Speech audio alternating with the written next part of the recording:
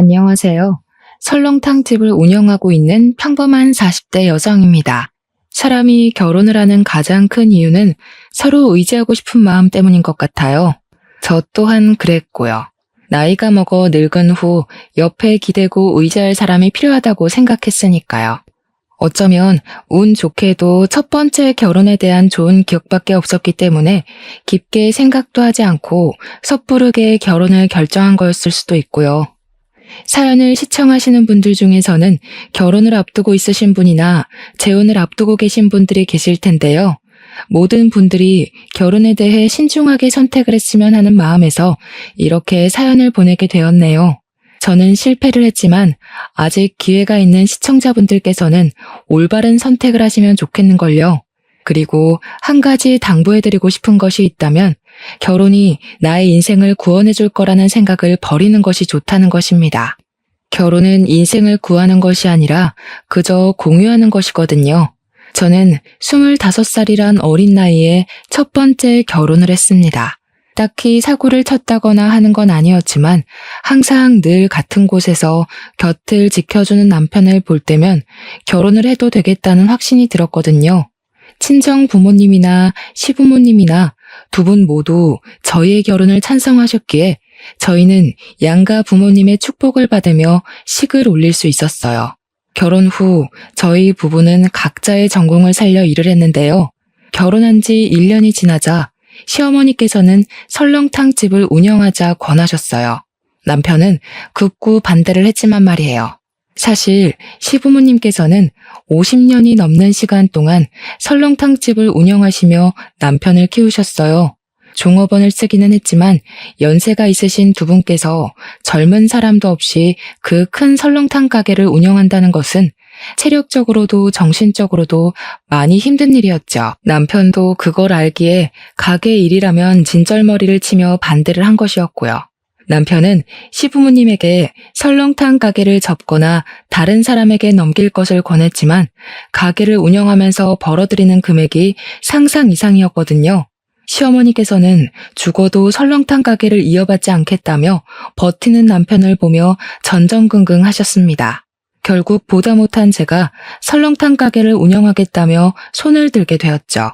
직장을 다니며 푼돈을 벌 바에는 시부모님과 함께 설렁탕 가게를 운영하며 큰 돈을 버는 것이 더 낫겠다고 생각했거든요. 어릴 때부터 어깨너머로 가게 일을 도왔던 남편은 힘든 일이라며 극구 반대를 했지만 이번만큼은 고집을 부리고 말았네요. 저라도 가게 일을 하지 않으면 대대로 내려오던 설렁탕 집의 대가 끊기는 거잖아요. 남편의 앞에서 의기양양하게 말하기는 했지만 처음에는 힘들었어요. 일단 해가 뜨지도 않는 새벽에 일어나는 것부터가 문제였죠. 하지만 힘들었던 것도 잠시, 시간이 지나니 이것 또한 적응이 되더라고요. 그렇게 저는 시부모님과 함께 설렁탕 집을 운영하게 되었고 남편은 열심히 회사를 다니며 행복한 시간을 보냈고요. 하지만 얼마 안 가 행복했던 시간을 덮을 만큼 커다란 불행이 찾아오더군요. 남편이 교통사고로 세상을 떠난 것이었죠. 남편은 음주운전을 하던 차량으로 인해 다치고 말았는데요. 의사는 심하게 다친 남편을 보며 가망이 없다는 말과 함께 고개를 흔들었습니다. 의사의 말처럼 남편은 손 써볼 틈도 없이 허망하게 눈을 감아버리고 말았어요. 갑작스럽게 세상을 떠난 남편의 장례식장은 울음소리가 끊이지를 않았죠. 저 또한 목 놓아 울며 남편을 그리워했고요. 환하게 웃고 있는 남편의 영정사진을 보고 있자니 누구보다 착하고 성실하게 살던 남편을 빼앗아간 하늘이 참 원망스러웠는걸요. 장례식장에 온 모든 사람들은 눈물바다를 만들며 일찍 세상을 떠난 남편을 그리워했지만 슬픈 것과는 별개로 시간은 너무 빨리 지나갔네요. 남편의 장례식이 끝난 후 설렁탕집을 열 때면 저와 시부모님은 아무렇지 않은 척하긴 했지만 남편의 흔적을 볼 때면 그만 참지 못하고 눈물을 터뜨리고 말았어요. 그러던 중 시어머니께서는 저를 따로 불러 서류를 하나 건네주셨습니다. 이만 각자 살 길을 찾아가라면서요. 아직 이렇게 젊은데 아들 위하는 욕심 하나에 우리가 어떻게 내 앞길을 막을 수 있겠니? 이제 그만 다 잊고 좋은 사람 만나 새 출발해라. 그동안 늙은이 소원대로 힘든 일도 도맡아서 해주고 우리 아들하고도 잘 지내준 거 내가 잊지 않고 기억하마. 어머니, 갑자기 그게 무슨 말씀이세요? 어머니랑 아버지가 계신데 제가 어떻게 재혼을 해서 혼자만 잘 먹고 살 수가 있어요? 저 그냥 어머니 아버지 곁에서 살래요. 아가, 지금은 힘들겠지만 젊고 제일 예쁜 날 다시 좋은 배필 만나서 아기도 낳고 어여쁘게 살아야지. 한번 사는 인생 우리한테 얽매여서 허송세월 보내지 말고 그만 새 출발해라. 내가 사부인한테도 체면이 안 서서 그래. 이제 곁 떠난 사람은 잊고 살아야지. 늙은이 마지막 소원이니 이거 갖고 좋은 사람 만나서 새 출발해라 아가. 시어머니께서는 건물에 관한 문서를 건네주셨습니다. 원치 않았던 이별이 다가와서인지 시어머니께서 저를 귀히 여겨주셔서인지 두 눈에서는 쉴 새 없이 눈물이 흘러나오더군요. 그건 시어머니께서도 마찬가지셨고요. 그 후에도 몇 번이나 시어머니에게 재혼을 하지 않겠다고 말씀을 드렸지만 시어머니는 매섭게 저를 내치셨네요.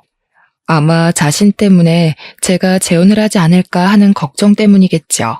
그렇게 저는 딸처럼 금이야 오기야 보듬어 주셨던 시부모님의 품을 떠나 새 출발을 하게 되었네요. 제일 먼저 한 것은 부동산을 찾아가는 일이었어요. 수중에 있는 금액으로 상가를 구하기 위해서였죠.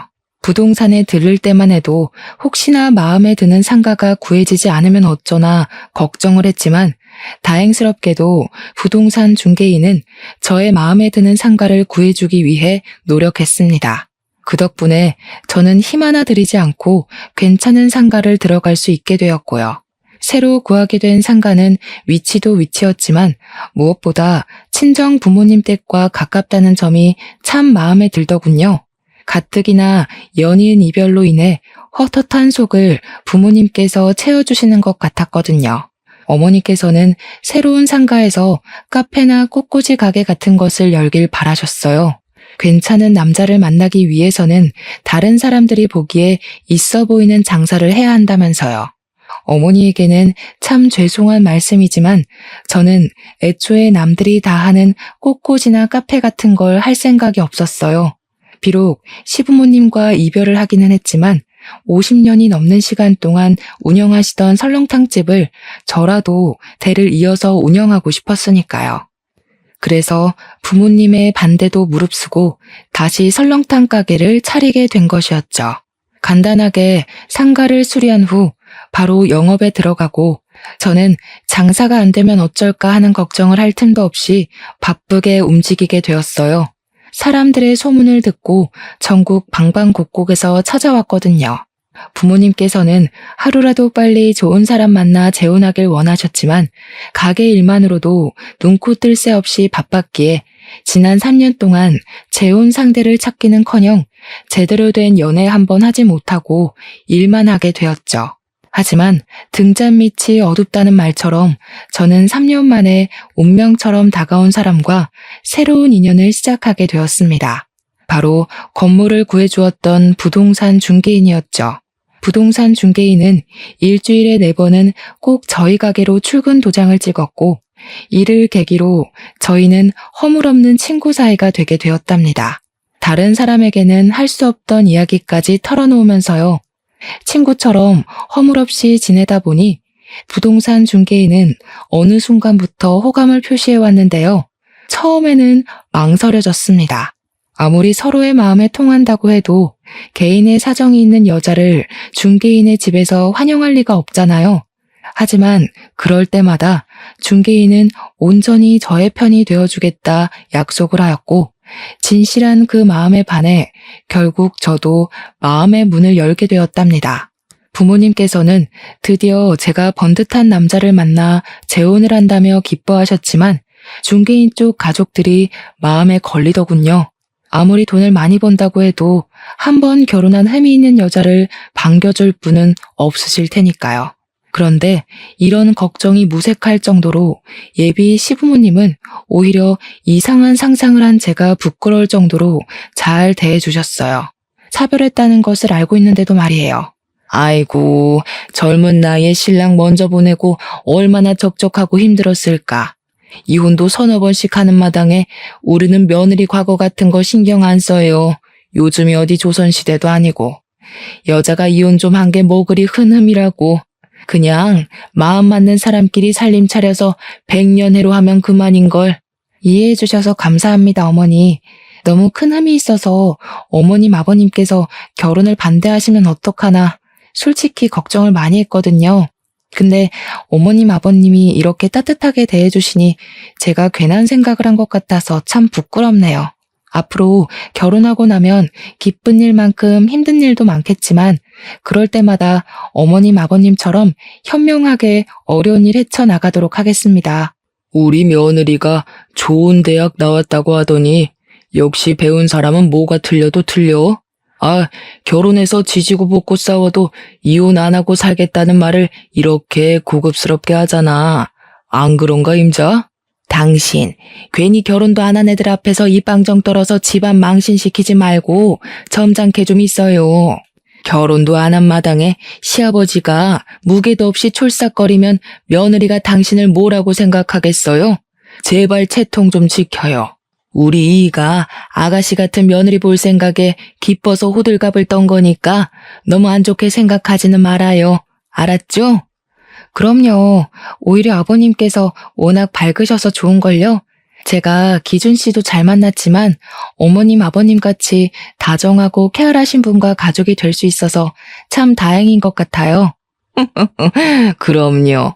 우리 집이 돈이 없어서 그렇지 화목하기는 얼마나 화목한데 아가씨는 우리 집에 시집 온 걸 감사하게 생각해야 된다니까. 어머님, 아버님을 보니 이 사람과 결혼을 결심하길 참 잘했다는 생각이 들었어요. 아무리 남편이 좋다고 해도 시부모의 등살 때문에 부부의 인연을 다하지 못하고 헤어지는 사람들이 얼마나 많은데 저희 시부모님께서는 힘이 있는데도 불구하고 흔쾌히 저를 가족으로 받아주시니 참 감사한 일이었죠. 결혼을 한 후에는 하루하루가 행복했습니다. 남편과 함께 신혼을 즐기고 있자니 오랫동안 잊고 있던 행복감이 물밀듯이 밀려왔는걸요. 한 가지 아쉬운 것이 있다면 시부모님께서는 가끔씩 아무런 연락도 없이 불쑥불쑥 신혼집을 찾아오신다는 문제가 있었지만 그건 큰 문제가 되지 않았어요. 가끔 불편하기는 해도 모든 것이 친해지고 싶어서 한 행동이신 거니까요. 곧 가족으로서 빠르게 적응하고 나면 이런 행동은 없어질 거라고 굳게 믿었고요. 하지만 이건 어디까지나 혼자만의 착각이더군요. 시부모님께서는 쾌활하게 가족으로 맡아주신 것이 아닌 잠깐 자신들의 욕심을 위해 쾌활한 척 탈을 쓰고 연기를 하고 있는 것이었죠. 결혼한 지 4개월이 조금 넘어갈 무렵 시어머니의 생일잔치로 인해 모든 가족들이 시댁으로 모이게 되었는데요. 시어머니께서 받은 모든 선물을 받으신 후 술판이 벌어지게 되었어요. 술잔을 주고받던 중 술기운이 잔뜩 오른 남편은 도련님에게 실언을 하게 되었습니다. 설렁탕 가게를 운영하며 얼마를 벌어들이는지 대략적인 수입을 공개해버린 것이죠. 남편의 입을 막아보려 했지만 한번 뱉어진 말은 다시 주워 담을 수가 없었고 수입 이야기를 들은 도련님은 두 눈을 동그랗게 뜨며 놀란 표정을 지었네요. 아마도 평범한 설렁탕 가게를 운영하면서 대기업에 다니는 자신보다 경제적으로 더 풍족할 줄은 몰랐던 모양이었어요. 약간의 정적이 있은 후 도련님은 농담 반 진담 반으로 툭툭 농담을 던지기 시작했죠. 기분 좋은 농담이었다면 저 또한 웃는 낯으로 대했겠지만 도련님이 건넨 농담은 상당히 기분이 나쁘더라고요. 시댁 식구들이 다 모인 자리에서 전 남편의 이야기를 꺼내니 기분 좋게 대하는 것이 더 이상한 거잖아요. 이야, 우리 형수님 지금 보니 완전 날로 먹으면서 돈 버시네. 요즘 사람들 설렁탕이라면 잘 먹지도 않아서 간신히 입에 풀칠이나 하고 사실 줄 알았거든요. 의외네요. 힘 하나 안 들이고 떼돈 벌 줄 알았으면 나도 뼈 빠지게 공부해서 취업하는 게 아니라 설렁탕집이나 여는 건데. 말 나온 김에 나도 회사 때려치우고 설렁탕 가게나 하나 차릴까 봐요. 제대로 된 대학도 안 나온 형수도 이만큼 돈 벌어서 먹고 사는데 나라고 못할 건 없잖아요? 역시 우리 아들은 좋은 대학을 나와서 그런가 머리 하나는 기가 막히게 좋다니까. 여자 혼자 일하는 게 얼마나 힘든 일인데. 아가, 이참에 내 시동생한테 가게를 맡기는 게 어떻겠니? 원래 장사든 큰일이든 남자가 나서서 해야 잘 되는 법이잖니. 물론 여자 혼자서 그 큰 가게 운영한 것도 참 대단한 일이긴 하지만 그래도 가게 명의는 남자 이름으로 되어 있어야지. 그래야 무슨 일이 생겨도 든든한 남자 뒤에 숨어서 덕을 보지 않겠어? 그럼 저희 가게를 도련님 명의로 바꾸라는 말씀이세요? 그래, 갑작스럽겠지만 시간 지나고 보면 이 시엠이 말대로 하길 참 잘했다고 생각할 거다. 지금이야 너희 부부 사이에 애도 없으니 처녀 때랑 똑같이 식당 운영할 수 있다고 쳐도 애 낳고 살림하다 보면 그게 어디 쉬운 일이니? 집안일 하면서 애 보기도 벅찰 텐데 나중에 절절 매면서 일면식도 없는 사람한테 가게 맡겨서 홀랑 사기당하는 것보다 가족한테 맡기고 편하게 식당 일 봐주면서 월급 받아 먹는 게 좋지. 잠깐씩 일하고 월급 200씩 가져가면 그것만큼 좋은 직장이 어디 있니? 결혼한 여자는 어떻게 됐던 남자 주머니에서 나오는 돈을 받아 먹어야 편한 법이야. 서방도 있는 여자가 돈 욕심 부리는 것도 안 좋은 거다. 에이, 엄마. 아무리 그래도 사장님이었는데 200이 뭐예요? 만지던 돈이 있는데 못해도 250은 줘야지. 형수, 저 그렇게 쪼잔한 놈 아닌 거 아시죠? 저한테 가게 맡겨주시면 일 안 나오셔도 달에 250은 챙겨드릴 테니 저한테 가게 넘기는 거 잘 생각해 보세요. 형이랑 현수님 나이도 있는데 이제 편하게 애 가질 생각해야죠. 아무리 그래도 형이 우리 집 장손인데 우리 엄마한테 번듯한 아들 하나는 안겨줘야 될 거 아니에요. 참 기가 막혔습니다. 정중하게 부탁을 해도 분점을 내줄까 말까인데 아예 가게 명의를 도련님 앞으로 바꾸라니요. 실망한 것도 한두 가지가 아니었지만 그 중에서도 제일 기가 막힌 것은 아이를 낳으면 당연히 육아는 엄마의 몫이라고 생각하는 시어머니의 행동이 제일 어이가 없었네요. 아이를 낳는 것은 부부 두 사람의 노력으로 이루어지는 건데 아이를 키우는 것은 온전히 엄마만 해야 된다니요. 말이 안 되잖아요. 입을 꾹 다물고 있자 도련님은 제 손을 잡고 일어나며 당장 명의부터 바꾸자고 말을 하더군요. 콧노래를 부르며 겉옷을 걸치는 시어머니도 강제적으로 손을 잡아 끄는 도련님도 참 뻔뻔하다는 생각이 들었습니다. 이대로 멍청하게 있다간 아무런 노력도 안 한 사람들에게 그대로 가게가 먹혀버릴지도 모른다는 불안감도 같이 느꼈고요. 그래서 도련님에게 잡힌 손을 빼내며 단호하게 설명을 했죠. 아무리 생각해도 이건 아닌 것 같네요. 제가 설렁탕 가게 운영하는 3년 동안 도련님이 저한테 도움 준 적 한 번도 없잖아요. 어머니도 마찬가지고요. 말이야, 제가 걱정되어 그러는 거라고 하지만 실상은 지금 운영하는 가게가 돈이 잘 벌린다고 하니까 어떻게든 가게에 자기 숟가락 올리려고 용쓰는 거잖아요. 지금 도련님이 하시는 행동은 남의 재산 날로 먹으려고 하는 도둑놈이랑 다를 게 없는 거예요. 형수 말씀이 좀 지나치신 거 아니에요? 저도 돈 벌 만큼 버는 놈입니다. 도둑이라뇨. 듣기 거북하네요. 제가 말하는 게 듣기 거북하셨나요? 저도 똑같아요.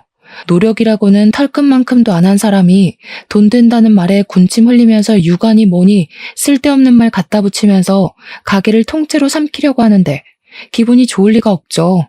가족이라고 이름표만 붙여놓는다고 해서 모든 일이 용서되는 건 아니잖아요. 아가, 너 지금 시애미도 있는데 시동생한테 그게 무슨 말버릇이냐?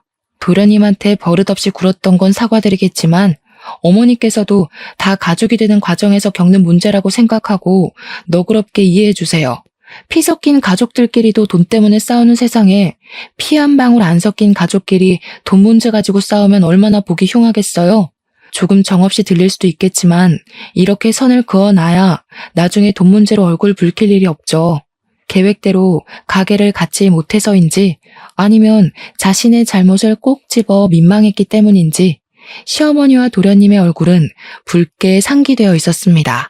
결혼한 지 1년도 안 된 며느리가 자신들에게 따박따박 말대답을 할 줄은 꿈에도 몰랐겠죠. 하물며 저는 한 번 결혼을 했다는 흠까지 달고 있었으니까요. 저 또한 시댁 식구들과 얼굴을 보고 부딪히며 돈 문제로 싸우고 싶지는 않았어요. 하지만 처음부터 허술한 모습을 보인다면 다음에는 더 큰 것을 바랄 게 틀림없었기에 어쩔 수가 없었는걸요.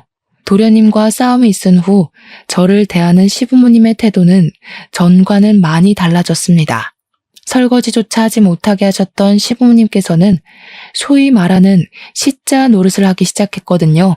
밤 11시가 넘는 시간에 자신의 다리가 아프다는 이유로 차로 1시간이 넘게 가야 하는 시댁으로 저만 부른다거나 허락도 없이 집에 들어와 살림살이에 대한 꾸중을 늘어놓는 행동을 서슴없이 하셨죠. 이쯤 되면 왜 이혼을 하지 않고 살았냐고 물어보실 텐데요. 이유는 간단했습니다. 시댁 식구들 사이에서 남편은 갈등을 중재하기 위해 부단히 노력을 했으니까요. 하루하루 살얼음판 같은 시간을 보내던 중 도련님께서도 결혼을 하며 아파트로 이사를 가기로 했는데요. 아쉽게도 1억이 모자라 평수가 작은 집으로 이사를 가야 된다고 하소연을 하더군요.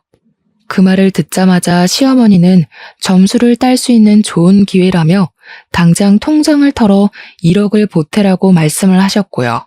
빌려주는 것이야 그럴 수도 있겠지만 눈치를 보아하니 도련님은 1억을 꿀꺽할 생각인 것 같았어요. 그래서 단칼에 거절을 했죠. 적은 돈도 아니고 억이나 되는 돈을 남의 손에 쥐어줄 수는 없는 일이잖아요.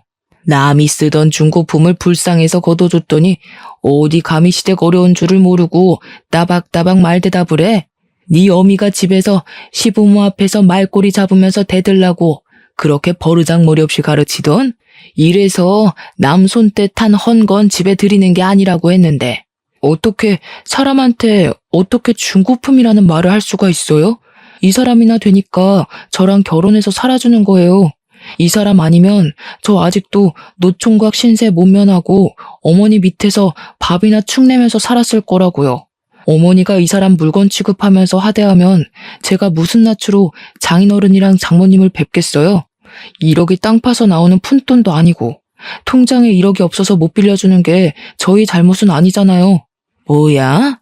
장손이라고 귀 키워놨더니 어디 저런 되바라진 것한테 올려서 어미한테 대들어? 남들한테 웃음 팔고 술 팔아 장사하는데 통장에 1억이 없기는 왜 없냐? 그저 저 몹쓸 것이 피 한 방울 안 섞인 시댁 식구들한테 돈 쓰기가 아까우니까 발 빼는 거지. 나는 가족한테 돈 아끼면서까지 구두쇠짓 안 한다. 너 같은 거 며느리라 부르기도 싫고 우리 집에 들이기도 싫다. 그러니 당장 짐 싸서 나가. 어머니, 정말 왜 이러세요? 저 어머니 아들이기 전에 이 사람 남편이에요. 어머니가 진짜 저를 귀하게 생각하신다면 이 사람한테 하대하는 것도 멈추시고 제발 사람답게 대해주세요. 지금 돈 가지고 아까워서 쩔쩔매는 건 어머니잖아요. 이 집 팔아서 돈 마련하면 될 걸 어머니도 그러기 싫으니까 이 사람한테 덤터기 씌우면서 책임 전가하는 거잖아요. 어머니가 뭐라 하시던 저 이 사람이랑 헤어질 생각 없어요. 그러니까 계속 이 사람한테 하대하고 못 살게 굴 작정이시라면 저 어머니랑 손절할 수밖에 없어요. 아이고, 자식 새끼라고 키워놨더니 어미 앞에서 손절한다는 말이나 하고 가슴이 썩어 문드러져도 이것보다 아프진 않을 게다. 저 방자한 것이 뭐라고 속닥거렸기에 이 어미한테 손절을 한다는 얘기가 나와? 남편은 급기야 손절 이야기까지 꺼내며 방패막이 되어주더군요. 그런 남편의 모습을 보며 참 고맙다고 미안하기도 했네요. 저와 결혼하지 않았더라면 남편이 시어머니와 틀어질 일도 도련님과 얼굴을 붉히며 싸울 일도 없었을 테니까요. 시댁 식구들과 크게 싸운 후 남편은 정말로 시댁의 발길을 끊고 생활을 했어요. 제 입에서 먼저 시댁에 가자는 말을 할 정도로 남편은 시댁과 담을 쌓고 살았어요. 오죽하면 고집 센 시어머니와 도련님이 먼저 연락을 해 사과를 할 정도로 남편은 참 단호했죠. 시댁 식구들이 아무리 뭐라고 해도 상관없었습니다. 남편은 언제나 든든한 방패막이 되어주었으니까요. 시댁 식구들이 뭐라고 하던 든든한 편이 되어주는 남편이 있으니 결혼 생활을 하는 동안 크게 불편한 점은 없었어요. 그렇게 저희 부부는 한동안 잔잔한 시간 속에 여유로운 신혼생활을 즐길 수 있었네요. 하지만 사람이 살면서 계속 좋은 일만 있을 수 없듯이 저희에게도 문제는 찾아왔어요. 전세 사기가 극성을 부리며 부동산 중개업 일이 이전처럼 수입이 나오지 않는 것이었죠. 중개업 일은 생활비를 간신히 충당할 정도로 사정이 안 좋아졌고 남편은 다른 일감을 찾아 일을 하게 되었는걸요. 막노동 일로 힘들어하는 남편에게 가게를 같이 하자고 제안을 했는데요. 그렇게 되면 부부끼리 같이 할 시간이 줄어든다며 고개를 흔들더군요.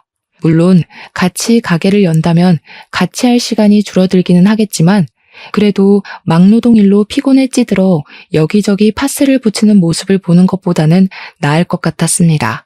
계속해서 가게 운영에 대한 문제로 실랑이를 하던 중 남편은 뜻밖에도 사업을 하겠다며 돈을 빌려달라고 하더군요. 중고차 사업 말이에요.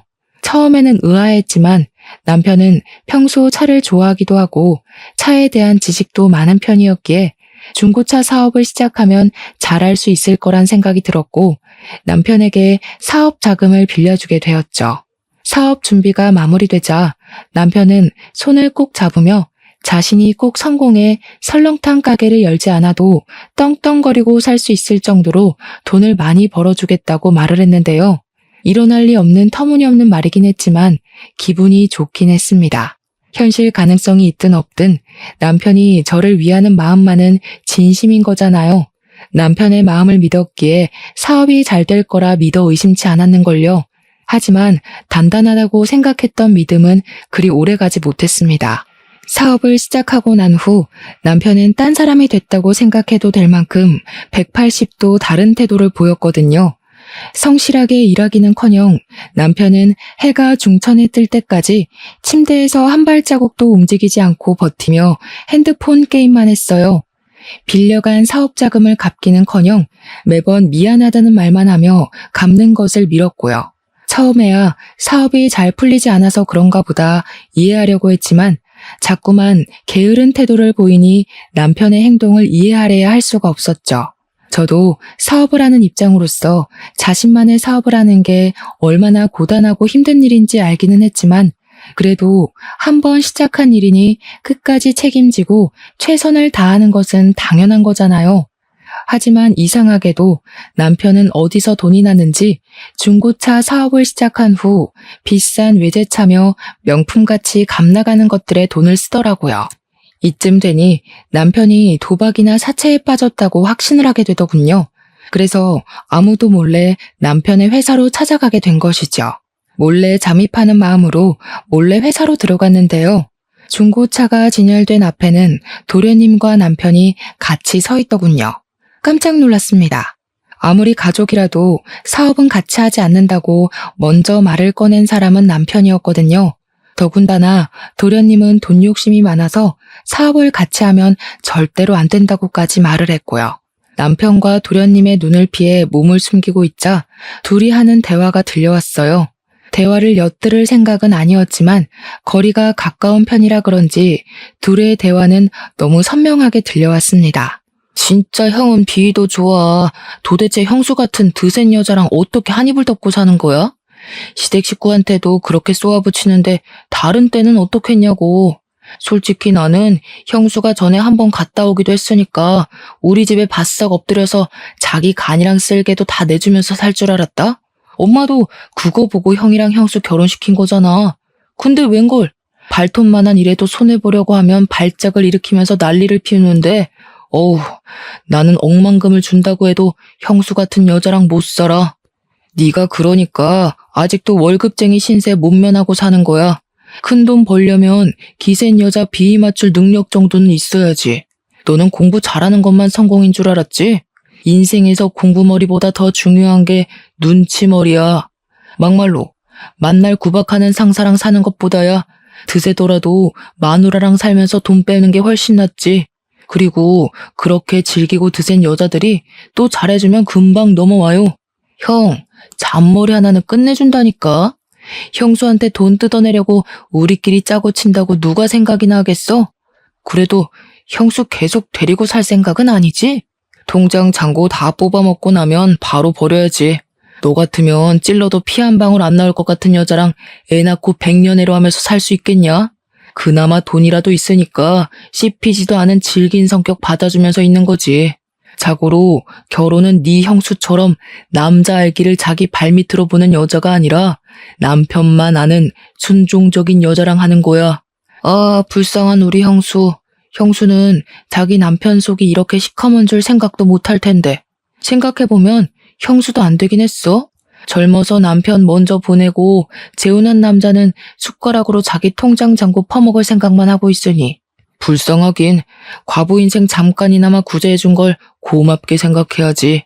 입을 틀어막으며 튀어나오려는 목소리를 참기는 했지만 두 눈에서 흘러내리는 눈물까지는 어쩌지 못했는걸요.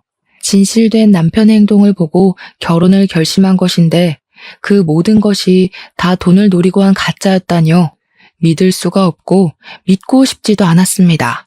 하지만 남편은 계속해서 도련님과 대화를 하며 현실을 부정한 기회조차 주지 않더군요. 물밀리듯 덮쳐오는 배신감에 치가 떨리기도 하고 한편으로는 아무런 의심 없이 남편을 믿은 스스로가 너무 바보같이 느껴지기도 했네요. 모든 진실을 알고 나니 다시 집에 들어가는 것조차 겁이 났어요. 집 곳곳에 남아있는 남편의 흔적을 볼 때마다 남편의 저를 향해 했던 온갖 안 좋은 말들이 떠오를 것 같았거든요. 도망치고 싶기도 했죠. 아무리 가까운 사람이라고 해도 나에게 해가 되는 행동을 한다면 가차없이 처리를 할 거라고 다짐을 했었는데요.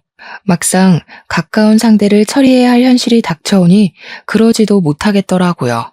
상황이 이렇게 되니 문득 전 시부모님들이 떠올랐어요. 욕심 때문에 딸처럼 아껴주시던 시부모님도 버리고 재혼해서 벌을 받는 건 아닐까란 생각이 들었으니까요. 예전에 저였다면 당장 증거부터 잡겠다며 설쳤겠지만 충격이 커서인지 도저히 그럴 힘이 나질 않았어요. 복수를 하기는커녕 밥을 넘기는 것조차 힘들어 한동안은 죽만 먹어야 했죠. 하지만 계속해서 시짜짓을 하는 시어머니와 가증스럽게도 그런 시어머니를 막으려는 신용을 하는 남편을 보니 더 이상 이렇게 살 수는 없다는 생각이 들었어요. 그래서 그때부터 이혼 전문 변호사를 고용해 이혼 준비를 시작한 것이죠. 이혼 소송을 걸자마자 남편은 팔짝 뛰며 가게로 달려왔습니다. 신발도 짝짝이로 신고 말이에요. 갑자기 이혼이라니. 여보, 왜 그래? 혹시 준경이랑 같이 사업하는 것 때문에 화나서 그런 거야? 그런 거라면 내가 사과할게. 나는 당신이 준경이를 너무 싫어하니까 같이 동업하는 거 말했다가는 너무 싫어할 것 같아서 비밀로 한 건데 당신이 싫다고 하면 준경이한테 당장 사업에 손 떼라고 할게. 당신은 내가 언제까지 당신 소나기에서 놀아날 거라고 생각했던 거야? 내가 그렇게 바보 천치로 보였어? 식구들이랑 짜고 치면서 앞에만 가리고 연기하면 내 돈 다 뜯길 때까지 속아줄 줄 알았냐고. 당신 연기 실력 끝내주더라. 아주 감쪽같이 속았어. 조금만 더 했으면 진짜 통장에 있는 돈다발을 그냥 갖다 바칠 뻔했잖아. 그래도 고생한 값이 있으니까 내가 박수는 쳐줄게. 가족끼리 역할 분담하고 연극하느라 얼마나 힘들었겠어? 그러지 말고 당신네 식구들 이참에 배우로 직종을 바꿔봐. 사람 하나 바보 만들 정도로 실력이 훌륭하신 분들인데 대한민국 배우 생활 하나 제대로 못하겠어? 오, 연극이라니? 당신 꿈꿔? 도대체 무슨 말을 하는 거야?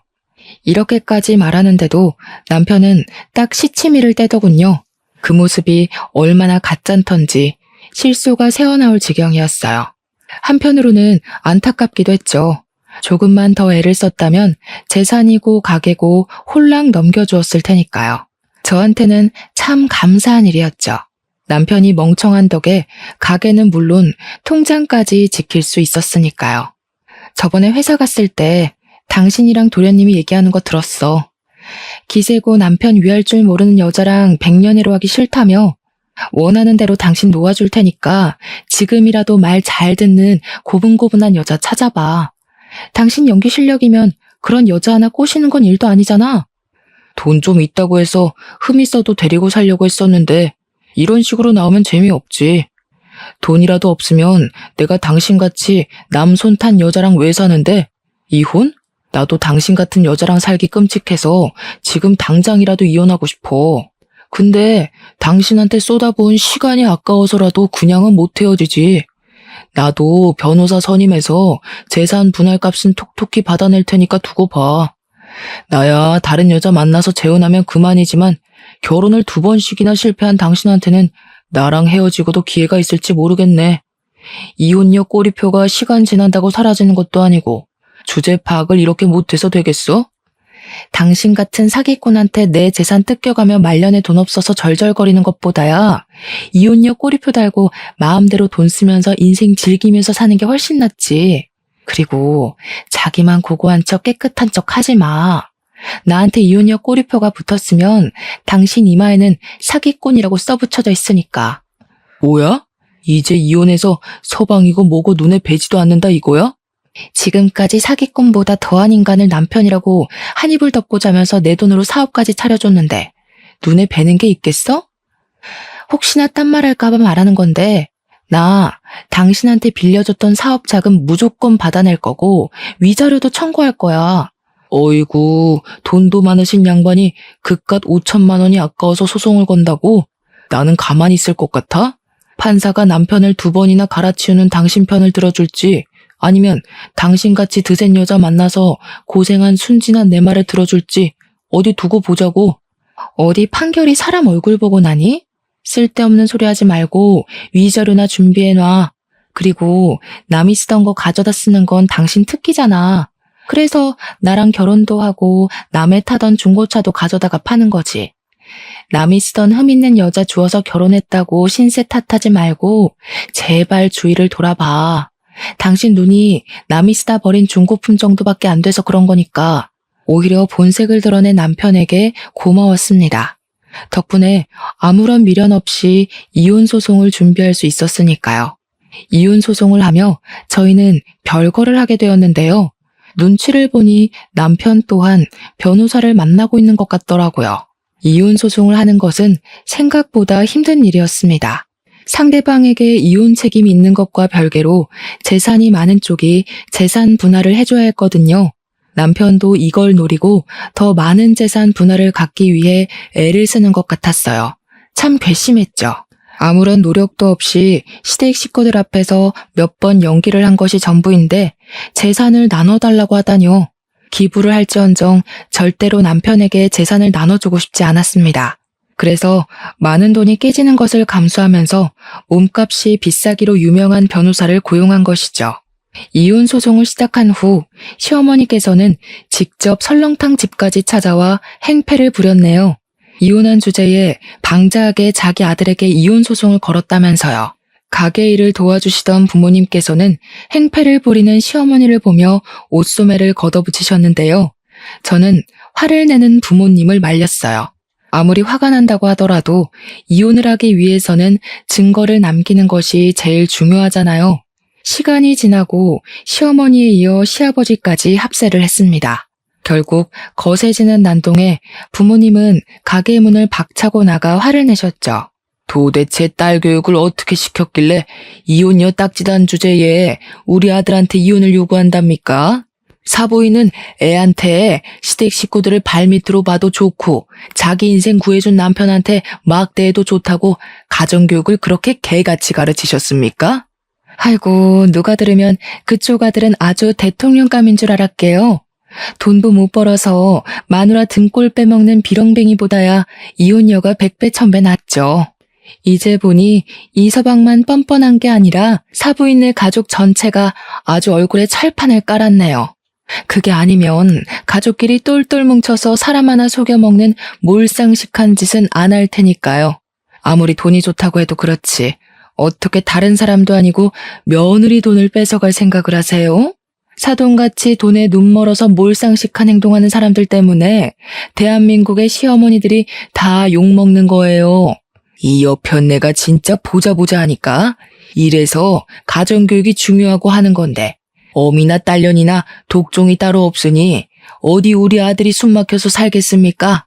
당신 딸년이 우리 아들이랑 살겠다고 해도 내가 반대할 거니까 당장 돈이나 내놔요. 말씀하시는 거 하곤 참 기품이 넘치십니다. 사돈, 자기 마음에 안 든다고 욕이나 찍찍 뱉어대시고 어디 계속 상스러운 말씀만 해보세요. 그럴수록 사돈 이미지만 깎아내려지는 거니까. 그리고 왜 우리 딸이 그쪽 아들한테 돈을 줘야 됩니까? 먼저 사기꾼처럼 우리 딸 돈 가져가겠다고 사기친 사람이 누군데? 지금 이렇게 멀쩡한 남의 가게에서 시위할 게 아니라 나가서 휴지 쪼가리라도 주우면서 푼 돈이라도 버세요. 우리 딸한테 위자료 내려면 그쪽 아들 수입 가지고는 턱도 없을 테니. 저 옆에 내가 어디 감히 그 더러운 주둥이로 우리 아들 이름을 올려? 어디 내가 가만히 있을 것 같아? 시어머니는 그기야 손톱을 세우고 어머니에게 달려들기까지 했습니다. 시아버지와 아버지가 아니었다면 몸싸움이 크게 벌어지고도 남았을 만큼 시어머니는 격한 감정을 주체하지 못하고 있었어요. 시어머니는 시아버지에게 잡히고도 정신을 못 차리고 씩씩거리며 화를 냈는데요. 저는 그런 시어머니 앞에 고개를 숙이고 큰 절을 올렸네요. 재산 분할 문제로 골머리를 썩고 있었는데 이렇게 몸소 나서주시니 감사해서 제가 뭐라 드릴 말씀이 없네요. 어머님이 저희 가게 와서 깽판만 안 쳐주셨어도 그이한테 갈 재산이 좋기 30%는 넘었을 텐데 어머니 덕분에 이제 그 일을 땡전 한 푼 안 드리고도 쫓아낼 수 있게 됐으니 제가 감사하다는 말씀을 안 드릴 수가 없네요. 어머니, 큰돈 나가지 않게 힘써주셔서 정말 감사드립니다. 이렇게까지 해주시다니 감동입니다. 뭐? 우리 아들을 땡전 한 푼 안 주고 쫓아내? 걷어준 은혜를 원수로 갚아도 유분수지. 어디 감히 건드릴 게 없어서 귀한 우리 장손을 건드려? 지금이야 네가 이긴 것 같지? 두고 봐라. 다시는 두 다리 뻗고 못 자게 만들어줄 테니까. 당신 그만해. 여기서 더 했다가는 재산 분할은커녕 돈도 못 받고 쫓겨날 수 있다고. 돈이 걸린 문제인데 화가 나도 참아야지. 시아버지께서는 간신히 시어머니를 진정시켰습니다. 아무리 몰상식한 사람이라고 해도 돈은 무서웠던 모양이었어요. 시어머니가 입에 담지도 못할 말을 하며 가게 앞에서 행패를 부린 덕분에 이혼 소송은 점점 저에게 유리한 쪽으로 돌아갔는데요. 변호사와 함께 열을 올리며 모아온 증거를 살피던 중 한 통의 전화가 오더군요. 상대는 남편의 친구였죠. 의아해하며 전화를 받자 남편의 친구는 잠시 만나자고 했어요. 일단 만나기로 한 장소로 나가기는 했지만 그래도 머릿속에는 계속 의문이 들었네요.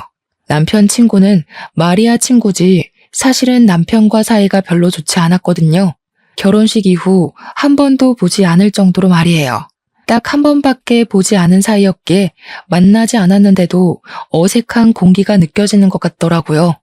그런데 남편 친구를 만난 순간 그런 시시한 어색함 따위는 금세 잊고 말았습니다.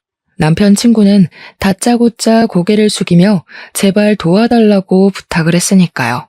처음에는 당황스러워 어쩔 줄을 몰라 했지만 숨겨진 사정을 듣고 나니 남편 친구의 행동에 고개를 끄덕이게 되었어요. 사실 남편이 도련님과 운영하는 중고차 사업은 둘만 하는 것이 아니라 정과가 있는 깡패들과 함께하는 것이더라고요. 합법적인 방법으로 사업을 했다면 괜찮겠지만 문제는 남편이 하는 일이 합법적이지 않다는 것이었죠. 남편은 중고차를 사고 파는 과정에서 나이가 어린 사람들을 중심으로 폭행과 협박을 서슴지 않으며 자기들이 편한 대로 이득을 취한 것이죠. 강력계 형사로 일을 하고 있는 남편 친구는 사촌 동생을 통해 우연히 알았던 거고요. 남편은 친구의 사촌 동생에게 자신이 했던 대로 깡패를 동원해 반협박식으로 폐차 직전에 중고차를 비싼 가격에 팔아버렸거든요. 모든 사실을 알고 나니 남편을 절대 용서할 수 없었어요. 한 점 부끄러움 없이 번 제 돈으로 다른 사람에게 피해를 주며 돈을 벌다뇨. 그건 물건을 팔고 합당한 이득을 취한 것이 아니라 그저 무력을 사용해 돈을 빼앗은 거잖아요. 남편 친구를 도와주기로 한 후 바로 택시를 타고 남편 회사로 향했습니다. 차를 타고 간다면 남편에게 덜미가 잡혀 증거를 잡기는커녕 오히려 역효과가 나타날 수도 있으니까요. 그런데 뜻밖에도 남편이 불법적인 일로 돈을 벌고 있다는 증거보다 먼저 알게 된 중요한 사건이 있었어요. 바로 남편이 다른 여자와 외도를 저지르고 있다는 것이었죠. 남편은 제가 와 있는 줄도 모른 채 다정하게 내연녀와 깨어는 채 비싼 외제차를 타고 어디론가 향하더군요. 남편이 외도를 저지르고 있다는 것을 발견했을 때는 배신감이 들기는 했지만 그렇다고 사경을 헤매며 모든 것을 포기할 정도로 힘들지는 않았네요. 이미 남편이 회생 불가능한 쓰레기인 걸 안 상태였기에 크게 충격적이지 않았거든요. 남편이 외도를 저지르고 있는 것을 카메라에 잘 담은 후 담장 너머로 사무실을 크게 돌았는데요. 아무래도 혼자서 증거를 잡기는 어렵겠더라고요. 그래서 친한 동생에게 사정을 말한 후 남편 회사에 청소부로 취업을 해달라고 부탁을 하게 되었죠. 마침 남편의 회사에서는 청소부를 구하고 있었기에 참 다행스러운 일이었죠. 그렇게 한 달 동안 친한 동생은 착실하게 자신이 모은 증거를 가져다 주었는데요. 모아놓은 증거를 본 순간 서류를 바닥에 떨어뜨리고 말았습니다. 남편은 그동안 협박만 한 것이 아니라 대포차와 도난 차량을 유통하고 거래하는 등 온갖 더럽고 불법적인 일은 다 저지르고 다니면서 돈을 벌고 있다는 사실을 알게 되었거든요. 남편이 고쳐 쓸 수 없는 쓰레기라는 것은 알고 있었지만 이 정도 악질일 줄은 몰랐는걸요.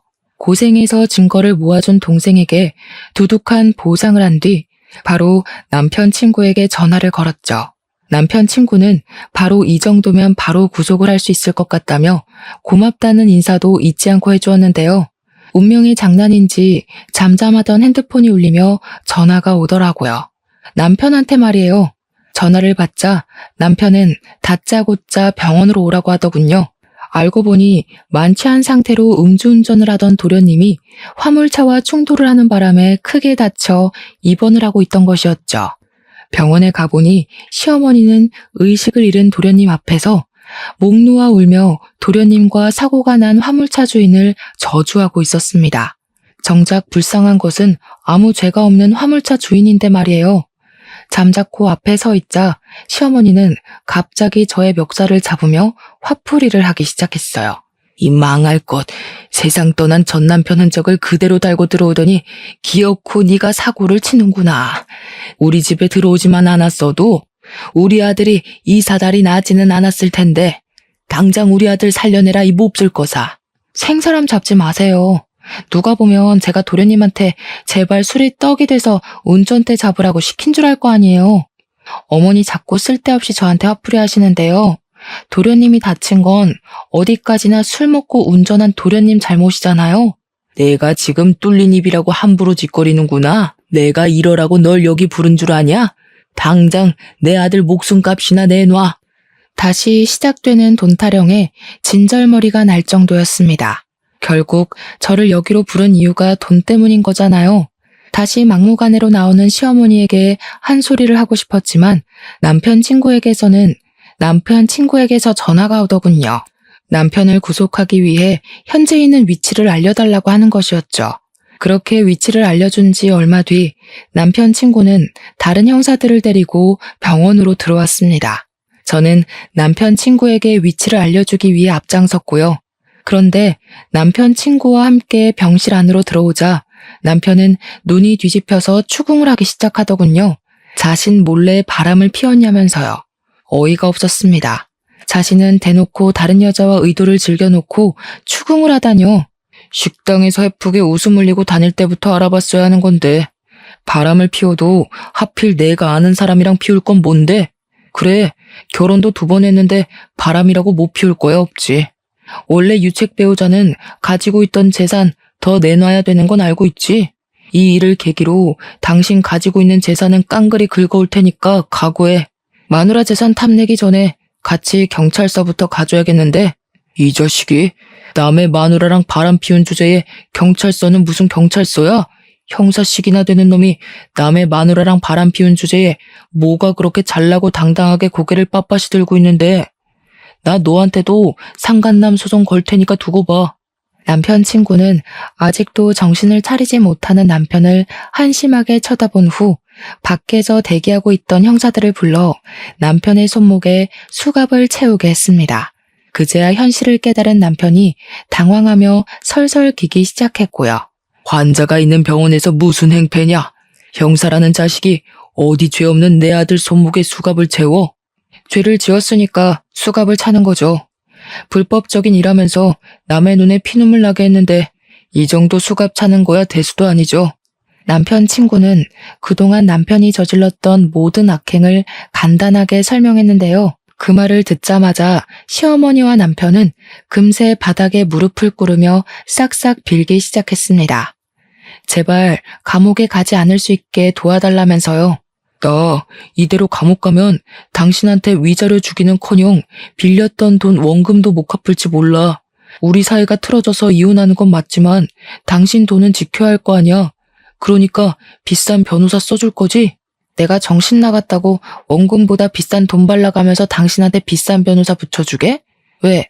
그동안 깡패들이랑 순진한 젊은 애들 협박해서 돈 맛볼 때는 이렇게 수갑차게 될 거라고는 생각도 못했나 보지? 쓸데없는데 힘 빼지 말고 그냥 조용히 가서 죗값이나 달게 받아. 그게 당신이 할 수 있는 유일한 속죄의 길이니까. 아이고 아가, 작은 애도 사경을 헤매는 와중에 우리 장손까지 없으면 나는 어떻게 살라고.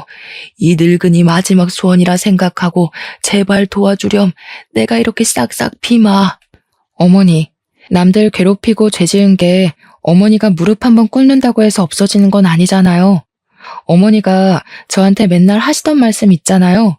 제대로 교육도 못 받아서 이혼도 2번씩이나 하고 사는 거라고. 어머니도 마찬가지세요. 어머니가 아들을 양심 없게 키우신 덕분에 이 사람 죗값 받는 거니까 업보라 생각하고 너무 억울해하지 마세요. 시댁 식구들은 뒤늦게 잘못을 빌며 바닥에 엎어졌지만 이미 늦은 후였습니다. 남편은 조사를 받은 후 6개월간의 사업정지와 2천만 원의 벌금형이 내려졌죠. 남의 돈을 빼앗은 악질짓을 해놓고 고작 벌금형으로 끝난다는 것이 화가 나더군요.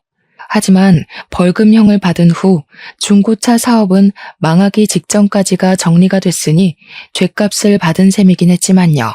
사업을 접은 후 남편은 툭 하면 가게를 찾아와 2번 이혼 후 혼자 살면 안 좋은 점들을 나열하며 재결합을 요구하는데요. 차라리 사람들의 손가락질을 받으면 받았지 죽었다 깨어나는 한이 있더라도 남편과 다시 잘해볼 생각은 손톱만큼도 없습니다. 애원이 통하지 않자 남편은 시부모님까지 데리고 와 같이 엉터리로 적힌 각서를 내밀며 다시 잘해보라고 말을 했어요.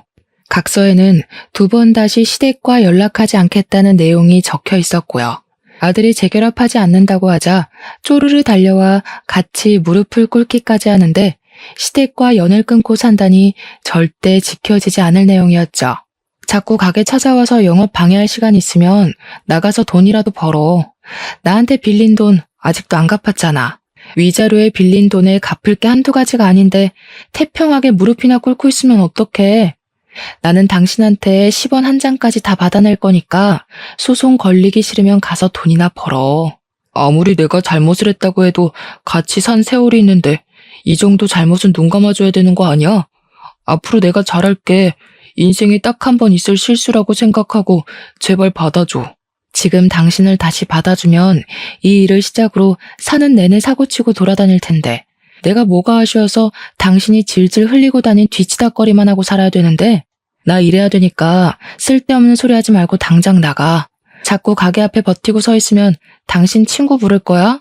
당신도 자존심이라는 게 있을 텐데 또 불미스러운 일로 친구 얼굴 보고 싶지는 않을 거 아니야. 재결합이 실패하자 남편은 작전을 바꾸었는지 말도 안 되는 금액을 부르며 재산 분할을 요구했어요. 원래라면 결혼한 지 3년이 지난 후였기에 남편에게 가지고 있던 재산을 나눠주는 것이 맞았지만 남편이 저지른 사건과 외도를 한 것을 증거로 제출하니 반대로 남편이 저에게 위자료를 줄 처지가 되었죠. 남편은 제발 위자료를 받지 말아달라며 부탁을 했지만 저는 그동안 받았던 모욕을 생각해서라도 위자료를 다 받아냈네요. 현재 남편과 모든 것을 끝낸 저는 가게 일에만 열중하며 살고 있어요. 속사정을 잘 알지 못하는 사람들은 여자 기가 세서 이혼을 한 거라면서 수군거리기도 하지만 무능력하고 찌질한 남편 때문에 속을 끓으며 사느니 차라리 혼자서 벌어놓은 돈이나 펑펑 쓰며 사는 것이 훨씬 나을 것 같다고 생각하게 되었죠. 현재 결혼으로 인해 자신이 하고 있는 일을 그만두기로 결심한 분들이 있다면 절대 그러지 말라고 말씀드리고 싶습니다. 사랑과 별개로 개인의 경제적인 능력은 꼭 필요하니까요. 비록 저는 결혼에 실패했지만 결혼을 앞두신 시청자분들께서는 꼭 행복한 결혼 생활을 하시길 진심으로 바랄게요. 그럼 지금까지 저의 이야기를 들어주신 시청자분들에게 감사의 인사를 올리며 마침표를 찍도록 하겠습니다. 사연을 들어주신 시청자분들 진심으로 감사드립니다.